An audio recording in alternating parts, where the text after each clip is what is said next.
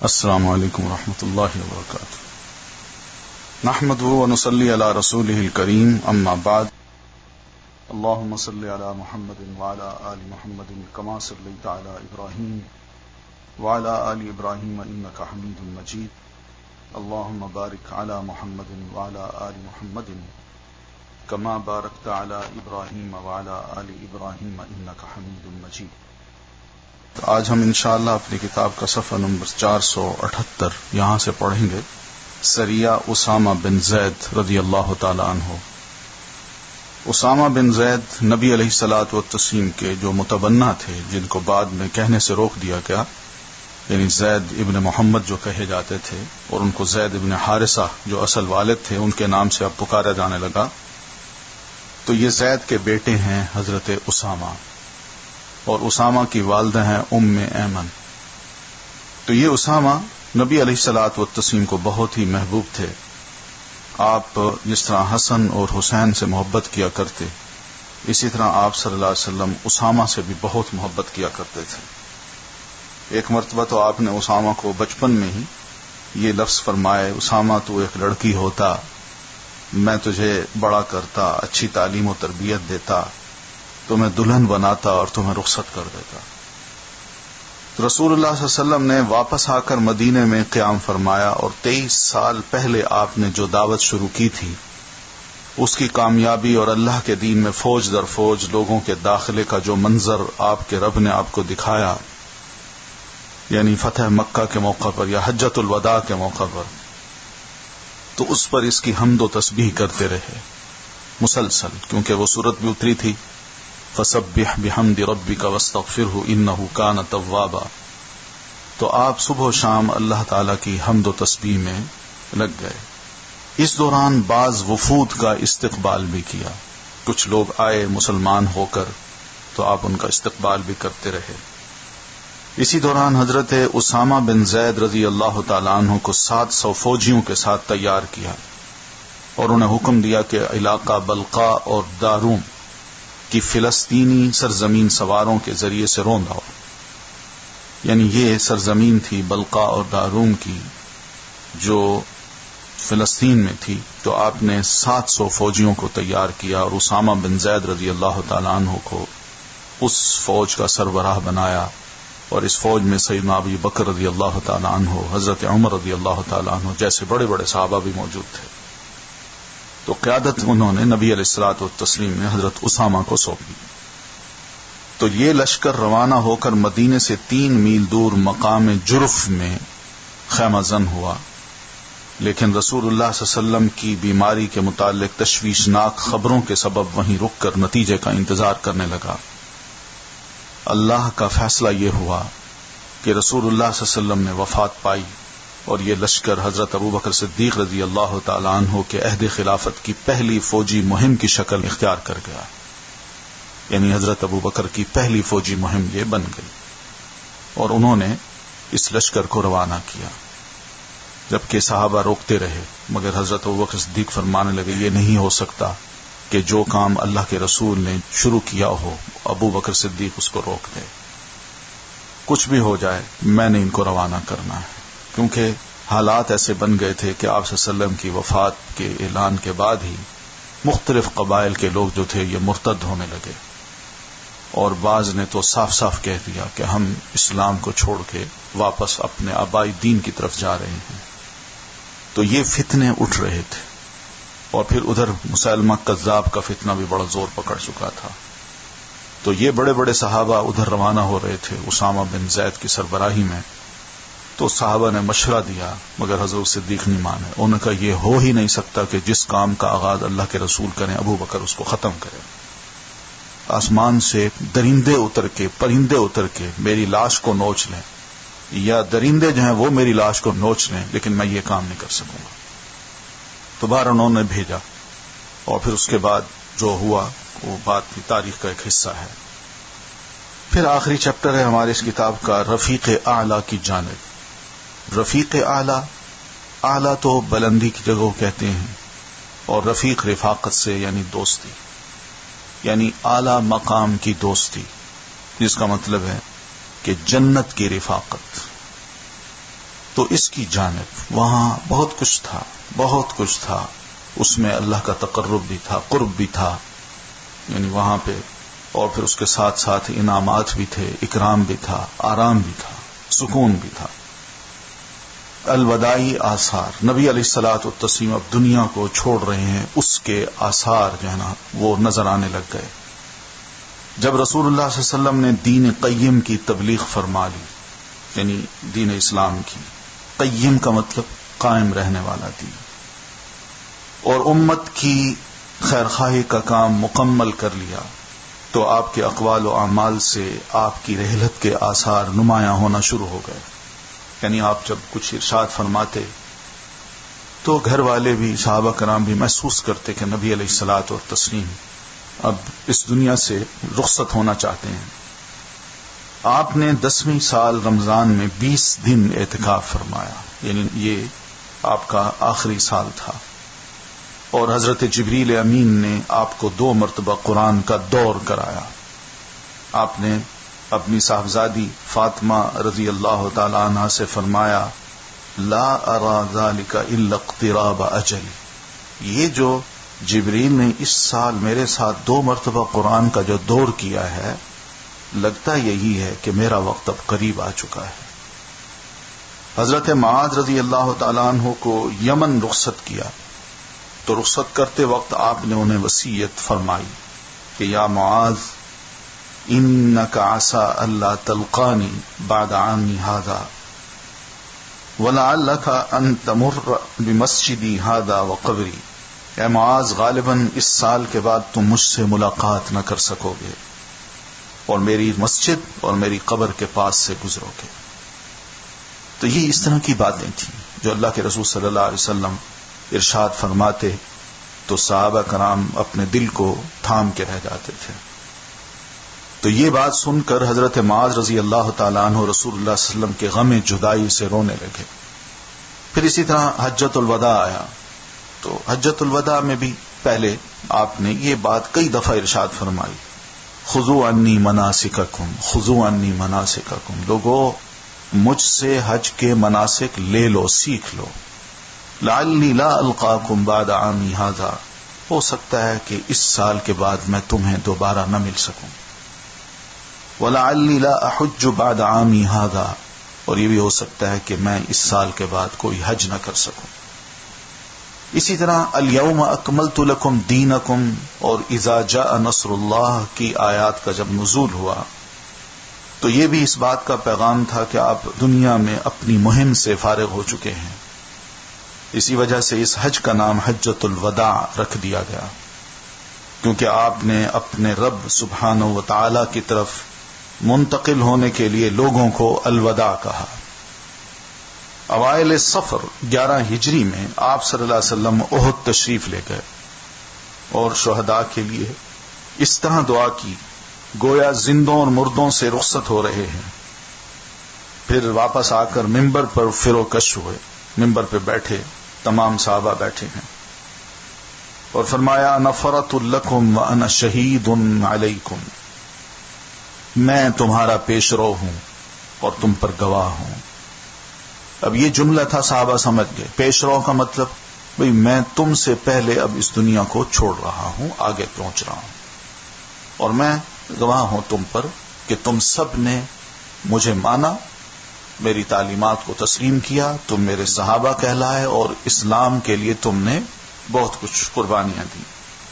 وَإِنِّي وَاللَّهِ لَأَنظُرُ إِلَى حَوْضِي الْآنِ، بخدا میں تو اس وقت اپنا حوض بھی دیکھ رہا ہوں۔ وَإِنِّي أُعْطِيتُ مَفَاتِيحَ خَزَائِنِ الْأَرْضِ، مجھے زمین کے خزانوں کی کنجیاں بھی دے دی گئی ہیں، یعنی زمین کے اندر جو خزانے چھپے ہیں اس کی کنجیاں بھی مجھے دے دی گئی ہیں۔ او مفاتیح الارض وانی واللہ ما اخاف علیکم ان تشرکوا بعدی، بخدا مجھے تم سے یہ خوف نہیں کہ تم میرے بعد شرک کرو گے، ولکنی اخاف علیکم ان تنافسوا فیہا، بلکہ اس بات کا مجھے اندیشہ ہے کہ دنیا میں تم ایک دوسرے سے آگے نکلنے کی دوڑ میں لگ جاؤ گے، یہ مجھے اندیشہ ہے۔ تو آپ نے صحابہ کرام کو یہ ہلکی سی نصیحت کی۔ مینٹلی ان کو تیار کر رہے ہیں کہ وہ تیار ہو جائیں کہ جب میری وفات ہو تو اتنے بڑے صدمے کو وہ برداشت کر سکیں. ماہ سفر کے آخر میں آپ رات کے وقت بقیع غرقد تشریف لے گئے. یہ بقیع نام کا جو قبرستان ہے مسجد کے قریب ہی، اور اہل بقیع کے لیے دعائے مغفرت فرمائی، اور انہوں نے فرمایا انا بکم لاحقون، ہم بھی تم سے آ ملنے والے ہیں. مرض کا آغاز ہوتا ہے. ماہ سفر کے آخری سوموار کو رسول اللہ صلی اللہ علیہ وسلم ایک جنازے میں بقیع تشریف لے گئے. حضرت عائشہ رضی اللہ تعالی عنہا فرماتی ہیں آپ بقیع سے واپس تشریف لائے تو میں اپنے سر میں درد محسوس کر رہی تھی اور کہہ رہی تھی ہائے میرا سر، ہائے میرا سر، وارأسا وارأسا. تو آپ نے فرمایا بل انا واللہ یا عائشہ وارأسا، بلکہ نہیں عائشہ تم نہیں بلکہ میں، واللہ اے عائشہ ہائے میرا سر، ہائے میرا سر. تو یہ آپ صلی اللہ علیہ وسلم کی بیماری کی ابتدا تھی. آپ اس کے باوجود باری باری تمام ازواج طیبات کے پاس دن گزارتے رہے یہاں تک کہ مرض سخت ہوتا گیا. اس وقت آپ حضرت میمونہ رضی اللہ تعالی عنہا کے گھر میں تھے اور پوچھ رہے تھے کہ میں کل کہاں رہوں گا، میں کل کہاں رہوں گا. مقصود حضرت عائشہ رضی اللہ تعالی عنہا کی باری تھی. ازواج مطہرات نے اجازت دے دی کہ آپ جہاں چاہیں رہیں، یعنی ہمیں کوئی شکوہ نہیں ہے. چنانچہ آپ صلی اللہ علیہ وسلم حضرت فضل ابن عباس اور علی بن ابی طالب رضی اللہ تعالی عنہما کے درمیان ٹیک لگا کر دونوں پاؤں زمین پر گھسیٹتے ہوئے نکلے اور عائشہ رضی اللہ تعالی عنہا کے گھر منتقل ہو گئے. حضرت عائشہ رضی اللہ تعالی عنہا فرماتی ہیں جب نبی صلی اللہ علیہ وسلم میرے گھر تشریف لائے اور بیماری نے زور پکڑا تو آپ نے فرمایا حریقوا علی من 7 قرب، مجھ پر 7 مشکیزیں پانی کے ڈالو. ولم تحلل اوکیتہن، اور یہ مشکیزیں وہ ہوں جن کا بندھن نہ کھولا گیا ہو، یعنی اس میں پانی ذرا ٹھنڈا رہتا ہے. لعلی اعہد الی الناس، تاکہ میں لوگوں کو وصیت کر سکوں. چنانچہ ہم نے آپ کو حضرت حفصہ کے ایک لگن میں بٹھا کر ان مشکیزوں سے پانی ڈالا حتیٰ کہ آپ اشارہ فرمانے لگے کہ تم لوگوں نے کام پورا کر دیا، یعنی اب بس کرو بس کرو. پھر آپ لوگوں کی جانب تشریف لائے، انہیں نماز پڑھائی اور خطاب فرمایا. اس خطاب میں آپ نے جو باتیں فرمائیں ان میں یہ بات بھی ارشاد فرمائی کہ ان من کان قبلکم کانوا یتخذون قبور انبیائہم وصالحیہم مساجدا. سنو، تم سے پہلے جو لوگ تھے یہ اپنے انبیاء کی قبروں کو اور اپنے نیک بزرگوں کی قبروں کو سجدہ گاہ بناتے تھے. الا سنو، فلا تتخذوا القبور مساجدا، دھیان کرنا قبروں کو سجدہ گاہ نہ بنانا. انی انہاکم عن ذالک، میں تمہیں اس سے روک رہا ہوں، یہ کام تم نے نہیں کرنا. تو اس میں دیکھ لیجئے انبیاء اور صالحین کا لفظ ہے کہ نیک لوگوں کی قبروں کو بھی. اور آپ فرماتے ہیں لعنت اللہ علی الیہود والنصارى اتخذوا قبور انبیائہم مساجدا. یہود و نصارہ پر اللہ کی لعنت، انہوں نے اپنے انبیاء کی قبروں کو مساجد بنایا. یہ آپ نے کوئی الزام نہیں دیا، بلکہ حقیقت بھی یہی ہے کہ یہ سارے سلسلے انہی سے شروع ہوئے ہیں. اور اس وقت بھی ان کے علاقوں میں جا کے، یا جہاں یہود ہیں، اصفہان ہے مثلا ایران کا شہر اصفہان، اس میں آباد جو یہود ہیں بہت ہی پرانے، نسل در نسل کے چلے آ رہے ہیں. تو ان کے ہاں بھی دیکھا جا سکتا ہے کہ مثلا دانیال ایک پیغمبر تھے، ان کی قبر کو انہوں نے بہت بڑا بنا رکھا ہے، اور وہ تاریخی قبر ہے، اس کی ایک ہسٹری ہے، بہت بڑی قبر ہے، اور اس کے اوپر مزار ہے، اور خود آتے ہیں اس کا طواف بھی کرتے ہیں، سجدے بھی کرتے ہیں وہاں. تو یہ ساری پکچرز جو ہیں یہ انٹرنیٹ پہ موجود ہیں. پھر اسی طرح آپ نے فرمایا لا تتخذوا قبری وثنا یعبد، تم لوگ میری قبر کو بت نہ بنانا کہ اس کی پوجا کی جائے. بت کا کیا مطلب ہے؟ یعنی تم لوگ اس طرح نہ بنانا جس طرح ایک بت کی زیارت کی جاتی ہے، لوگ دور دور سے آتے ہیں اس کا سالانہ میلہ ٹھیلا ہوتا ہے اور لوگ وہاں آ کے اس کی عبادت کرتے ہیں، اس کا طواف کرتے ہیں، اس سے کچھ مانگتے ہیں، تو آپ فرماتے ہیں میری قبر کو ایسا مت بنانا۔ اسی آپ کے ارشاد پر آج مسلمان عمل کر رہے ہیں کہ آپ کی قبر کی پروٹیکشن ہے کہ کہیں لوگ آ کے آپ کی قبر کی پوجا نہ کر دیں اور سجدہ گاہ نہ بنا لیں۔ گو اس کو برا سمجھا جاتا ہے، مگر حقیقت یہی ہے کہ نبی علیہ الصلوۃ والتسلیم کی اس حدیث پر سختی سے عمل ہے۔ پھر آپ صلی اللہ علیہ وسلم نے اپنے آپ کو قصاص کے لیے پیش کیا کہ آپ نے فرمایا میں نے کسی کے ساتھ کوئی زیادتی کی ہو، ہاتھ سے یا زبان سے، میں اسے اجازت دیتا ہوں کہ مجھ سے اس وقت بدلہ لے لے۔ انصار کے متعلق خیر کی وصیت کی، اس لیے کہ انصار نے بڑی قربانیاں دی تھی، اور مہاجرین کو اور تمام مسلمانوں کو فرمایا کہ ان کے بارے میں تم دھیان رکھنا، ان کا خیال کرنا، ان کی عزت کرنا، ان کی بڑی قربانیاں ہیں، میں خود ان کی عزت کر کے مکہ چھوڑ کے یہاں آیا ہوں اور ساری زندگی انہی میں رہا ہوں۔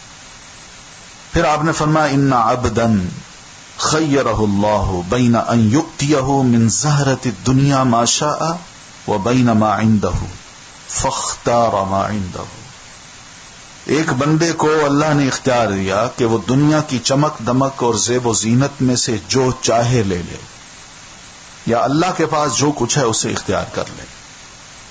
تو اس بندے نے اللہ کے پاس جو کچھ ہے اسے اختیار کیا۔ صحابہ کو اس طرح آپ نے بات کی، کچھ صحابہ سمجھے اس بات کو، جو سمجھے ان کا حال ظاہر ہے بڑا انہوں نے محسوس کیا، اور جو نہیں سمجھے وہ نہ سمجھ سکے۔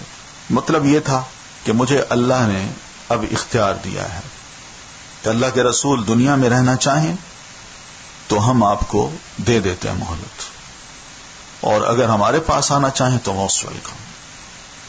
اور یہ حقیقت ہے کہ اللہ تعالی انبیاء کو ان کی روح کو قبض کرنے سے پہلے ان کو اطلاع دیتا ہے اور انہیں اختیار دیتا ہے۔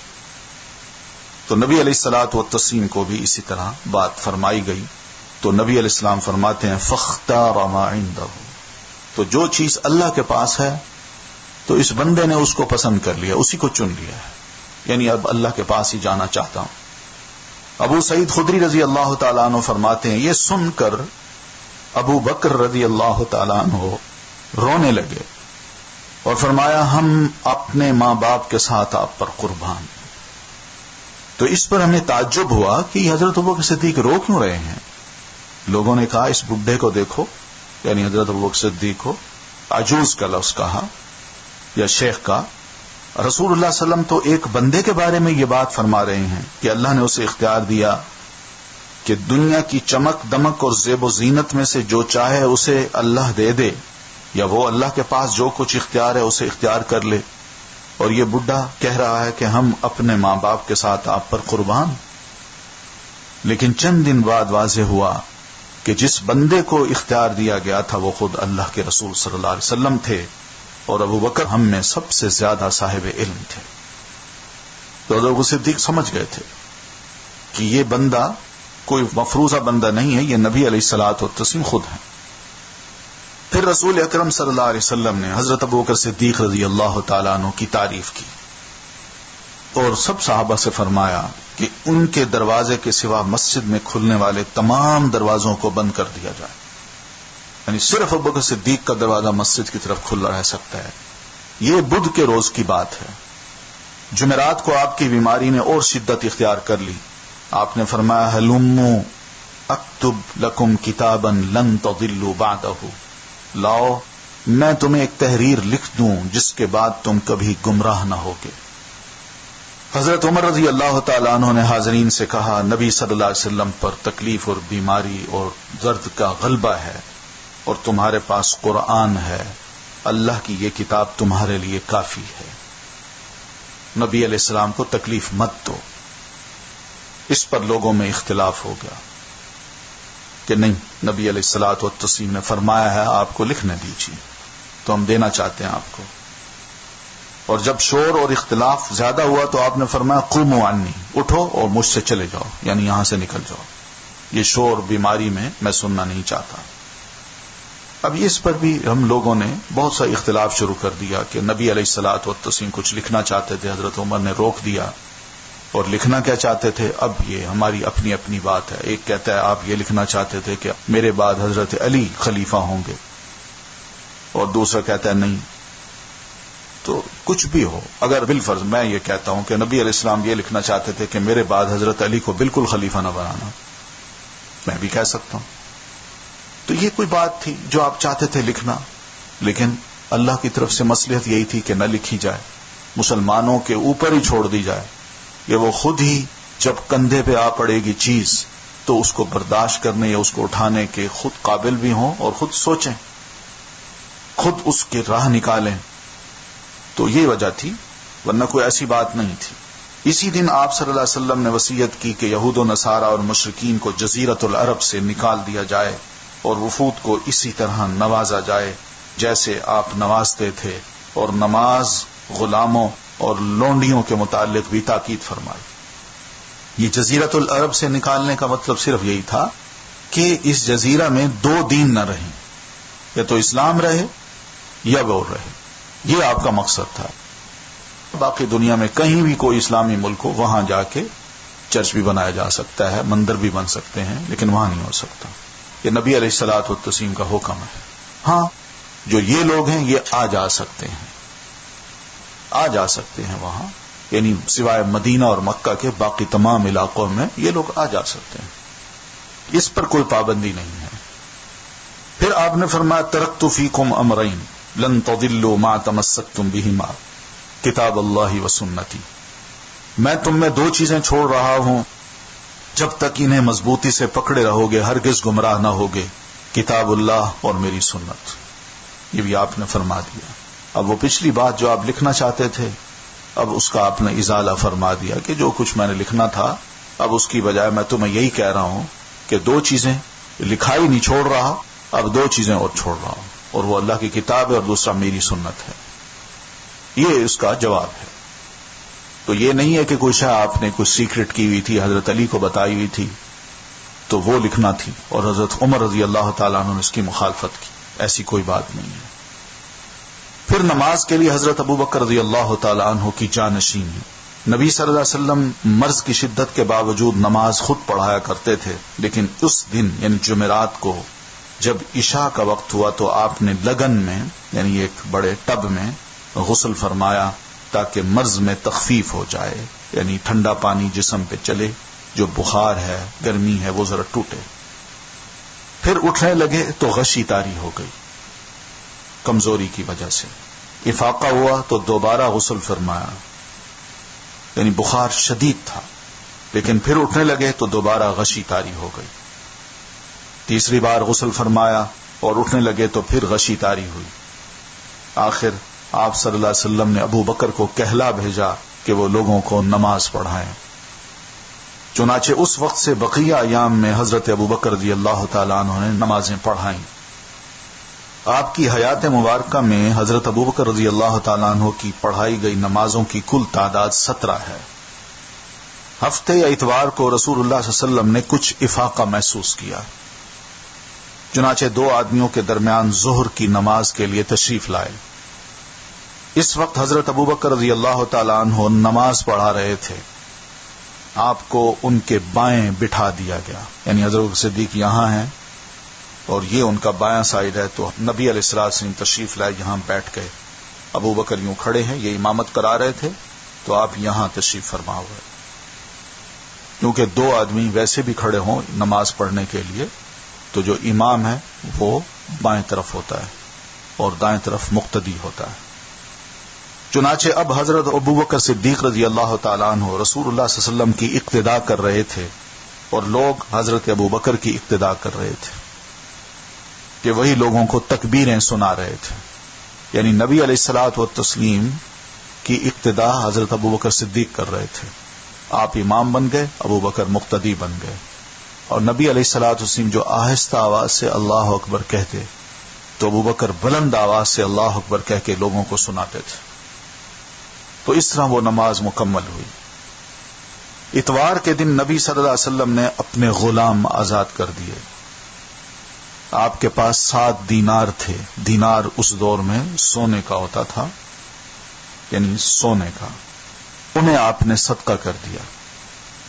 ہتھیار آپ کے پاس جو تھے، جو آپ کے کمرے میں ہر وقت لٹکے رہتے تھے، ہتھیار زیادہ ہوتے تھے، گھر کے برتن کم تھے، اور اس طرح کھانے پینے کی چیزیں بھی بہت کم تھیں. مگر تلوار جب آپ فوت ہوئے ہیں تو بعض روایات میں آتا ہے کہ 9 یا 11 تلواریں نبی علیہ السلام کے گھر میں چھوٹے سے کمرے میں لٹکی ہوئی تھی. اتنے برتن بھی نہیں تھے آپ کے گھر میں. تو یہ ہتھیار بھی آپ نے مسلمانوں کو ہبہ کر دیے، جس میں زرہ بھی تھی، خود بھی تھا، لوہے کی ٹوپی. رات آئی تو حضرت عائشہ رضی اللہ تعالی عنہا نے اپنا چراغ ایک عورت کے پاس بھیجا اور کہلایا کہ اپنی کپی سے ہمارے چراغ میں ذرا گھی ٹپکا دو، یعنی تیل کم ہو رہا ہے، ذرا اس میں اور گھی ڈال دو. آپ صلی اللہ علیہ وسلم کی زرہ ایک یہودی کے پاس 30 صاع یعنی تقریباً 75 کلو جو کے عوض رہن رکھی ہوئی تھی. آپ نے وہ بھی واپس منگوائی. اب آپ کی حیات مبارکہ کا آخری دن ہے. سوموار کی صبح حضرت ابوبکر رضی اللہ تعالیٰ عنہ نماز پڑھا رہے تھے کہ رسول اللہ صلی اللہ علیہ وسلم نے حضرت عائشہ کے حجرے کا پردہ ہٹایا اور لوگوں کی طرف دیکھ کر مسکرائے. یعنی ایک منظر تھا نا، نبی علیہ الصلوۃ والتسلیم نے دیکھا کہ ابوبکر نماز پڑھا رہے ہیں، امام ہے، اور پیچھے سب صحابہ کھڑے ہیں. منظر تھا ایک، اور اس منظر کو دیکھ کے آپ مسکرائے. یعنی مطلب یہ تھا کہ اللہ کا شکر ہے کہ میں نے جو محنت کی وہ کامیاب ہوئی، اور اس وقت لوگ حضرت ابوبکر کی اقتداء میں نماز پڑھ رہے ہیں اور ان کی قیادت اور امامت پر متفق ہو گئے ہیں. اس پر حضرت ابوبکر صدیق رضی اللہ تعالیٰ عنہ ایڑیوں کے بل پیچھے ہٹے اور سمجھا کہ آپ صلی اللہ علیہ وسلم نماز کے لیے تشریف لانا چاہتے ہیں.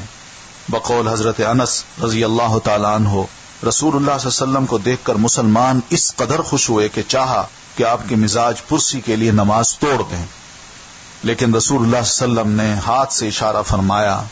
کمرے میں اپنے جو غرفہ تھا، آپ کا جو چھوٹا سا حجرہ تھا، اسی میں سے آپ نے، جیسے یہ کھڑکی ہے، اسی میں سے آپ نے اشارہ فرمایا کہ اپنی نماز پوری کر لو. پھر حجرے کے اندر تشریف لے گئے اور پردہ گرا دیا. اسی دن یا اسی ہفتے رسول اللہ صلی اللہ علیہ وسلم نے حضرت فاطمہ کو بلایا اور ان کے کان میں کچھ سرگوشی کی. وہ رونے لگی. پھر کچھ سرگوشی کی تو ہنسنے لگی. حضرت عائشہ نے دریافت فرمایا تو یہ بات چھپا لے گئی، نہیں بتائی ان کو. لیکن جب نبی علیہ الصلوۃ والتسلیم کی وفات ہو گئی تو بتایا حضرت فاطمہ نے ام المومنین کو کہ آپ نے پہلی دفعہ یہ فرمایا تھا جب میں رو پڑی تھی، تو آپ نے فرمایا تھا کہ انہ یموت فی مرضہ ھذا، کہ بیٹا میں اب اپنی اسی مرض سے فوت ہو جاؤں گا، اس لیے میں رو پڑی تھی. اور دوسری بار یہ فرمایا تھا کہ انہا اول اہلہ یتبعہ، کہ میرے اہل و عیال میں فاطمہ تم سب سے پہلے مجھے آ ملوگی، اس لیے میں ہنس پڑی تھی. آپ نے انہیں یہ بشارت بھی دی کہ فاطمہ تم ساری خواتین عالم کی سیدہ ہو، سردار ہو. ادھر سیدہ فاطمہ نے نبی علیہ الصلوۃ والتسلیم کے کرب کی شدت دیکھی کہ آپ کو سخت تکلیف ہے، درد ہے، بخار ہے، تو بے ساختہ پکار اٹھی کہ واہ قرب ابا، ہائے میرے بابا کی تکلیف. آپ نے فرمایا فاطمہ تیرے ابا کو آج کے بعد کوئی تکلیف نہیں ہوگی، بس، یعنی آج آخری دن ہے میرا. پھر آپ نے سیدنا حسن اور حسین رضی اللہ تعالی عنہما کو بلا کر چوما اور ازواج مطہرات کو بلا کر واعظ و نصیحت کی، انہیں بھی سمجھایا. ادھر لمحہ بلمحہ تکلیف بڑھتی جا رہی تھی اور اس زہر کا اثر بھی ظاہر ہونا شروع ہو گیا تھا جو آپ کو خیبر میں کھلایا گیا تھا. چنانچہ آپ اس کے الم کی شدت محسوس کرنے لگے. الم کا مطلب درد. آپ نے چہرے پر ایک چادر ڈال رکھی تھی، جب سانس پھولنے لگتا تو چہرے سے ہٹا دیتے. اسی حالت میں آپ نے فرمایا لعنت اللہ علی الیہود والنصارى اتخذوا قبور انبیائہم مساجدا، کہ اللہ کی لعنت ہو یہودیوں اور عیسائیوں پر، انہوں نے اپنے انبیاء کی قبروں کو مساجد بنا دیا. مقصود ان کے جیسے کام سے روکنا تھا.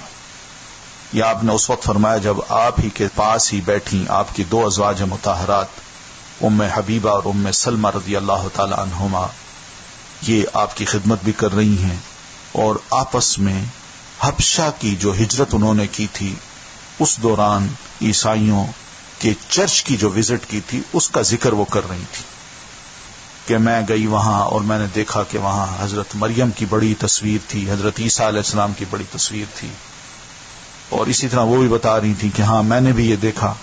تو جو ہی آپ نے یہ بات سنی تو اس موقع پہ آپ نے یہ فرمایا.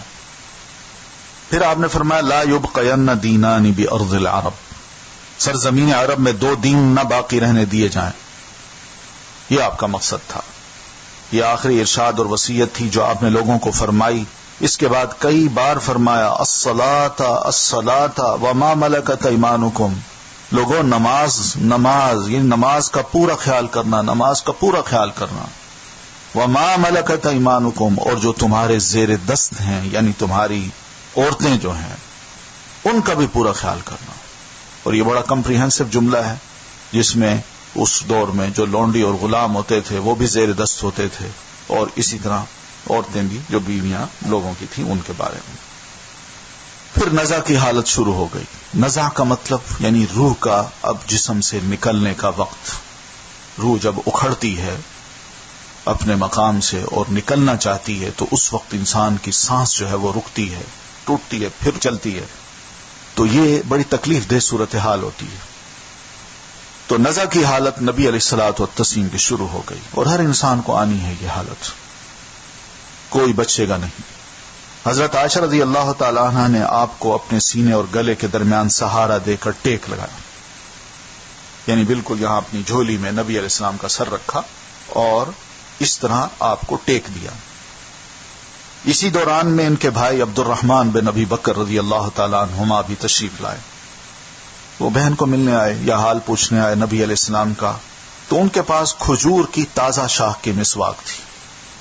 تو نبی علیہ الصلوۃ والتسلیم مسواک کی طرف دیکھنے لگے. حضرت عائشہ سمجھ گئیں کہ آپ مسواک چاہتے ہیں تو پوچھا، تو آپ نے سر سے اشارہ کیا کہ جی ہاں. چنانچہ انہوں نے وہی مسواک عبد الرحمن کی لے کر خود اس کو دھویا، صاف کیا، چبائی اور نرم کی. پھر آپ نے اسے لے کر نہایت اچھی طرح مسواک کی، یعنی اس حالت میں بھی نبی علیہ السلام نے لیا اس کو، اب نرم ہو چکی تھی. آپ نے بڑے اچھے طریقے سے اس حالت میں آپ نے مسواک کی. آپ کے سامنے کٹورے میں پانی تھا، آپ پانی میں دونوں ہاتھ ڈال کر چہرہ پونچھتے جاتے اور فرماتے جاتے، یعنی یوں دونوں ہاتھ یوں ڈالتے یا اوپر یوں رکھ کے نا اپنے چہرے پہ پانی ڈالتے جاتے اور فرماتے جاتے لا الہ الا اللہ ان للموت سکرات، اللہ کے سوا واقعی کوئی معبود نہیں، موت کے وقت کی سختیاں ہیں، سختیاں ہیں، یعنی شدت محسوس میں کر رہا ہوں. جیسا وجاءت سکرۃ الموت بالحق ذلک ما کنت منہ تحید. تو یہ موت کی جو سکرات ہیں یعنی موت کی جو سختیاں ہیں یہ آتی ہیں. پھر آپ نے دونوں ہاتھ یا انگلی اٹھائی، یعنی یہ تو دونوں ہاتھ اٹھائے یا آپ نے انگلی اٹھائی، نگاہ چھت کی طرف بلند کی اور دونوں ہونٹوں پر کچھ حرکت ہوئی، آپ کے دونوں ہونٹ ہلے. حضرت عائشہ نے کان لگایا تو آپ فرما رہے تھے مع الذین انعم اللہ علیہم من النبیین والصدیقین والشہداء والصالحین اللہم اغفر لی وارحمنی والحقنی بالرفیق الاعلی اللہم الرفیق الاعلی. ان انبیاء، صدیقین، شہداء اور صالحین کے ساتھ جنہیں تو نے انعام سے نوازا، یا اللہ مجھے بخش دے، مجھ پر رحم فرما اور مجھے رفیق اعلی میں پہنچا دے. اے اللہ رفیق اعلی، بس یہ چاہتا ہوں. تو اس موقع پہ آپ نے یہ آیت بھی پڑھی اور ساتھ ہی آخر میں یہ لفظ فرمائے. آخری فقرہ آپ نے 3 دفعہ دہرایا اور روح پرواز کر گئی. ہاتھ اٹھا ہوا تھا تو ہاتھ بھی جھک گیا اور آپ رفیق اعلی سے جا ملے. انا للہ و انا الیہ راجعون. یہ سوموار ربیع الاول کی 12 تاریخ اور ہجرت کا 11واں سال تھا. اس وقت آپ کی عمر 63 سال پوری ہو چکی تھی. یہ بہت بڑا حادثہ تھا جو صحابہ کرام کے لیے ناقابل برداشت تھا. تو بہرحال نبی علیہ الصلوۃ والتسلیم کی وفات پر صحابہ کرام کی کیا حالت ہوئی اور انہوں نے کیا موقف اختیار کیا، اور ان کے مقابلے میں سیدنا ابو بکر رضی اللہ تعالیٰ عنہ کی جو قیادت تھی، انہوں نے کس طرح مسلمانوں کو سنبھالا دیا، اس کا انشاءاللہ ذکر ہم پڑھیں گے. سبحانک اللہم بحمدک نشہد ان لا الہ الا انت نستغفرک ونتوب الیک. السلام علیکم ورحمۃ اللہ.